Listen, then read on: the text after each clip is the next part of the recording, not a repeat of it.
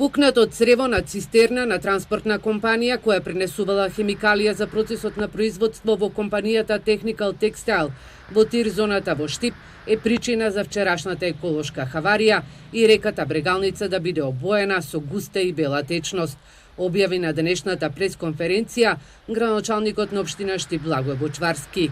Хемикалијата се излеала во кругот на фабриката, а оттаму во атмосферската канализација, која се слеала во каналот кој води до реката. Во непосредна близина и се бунарите за вода за пиење. Анализите покажуваат дека не е загадена водата во градскиот водоводен систем и не го загрозува здравјето на граѓаните. Центарот за јавно здравје Штип и јавното претпријатие ИСАР во наредните 3 дена ќе вршат вонредни контроли на влез на водата во филтер станицата, на излез, но и низ градската мрежа. Инспекторите констатираа дека транспортната фирма добавувач на течност, која што се употребува во производствениот процес на фирмата Technical Textile, имала пукање на црево со што течноста преку атмосферскиот канал се слеала во реката Брегалница.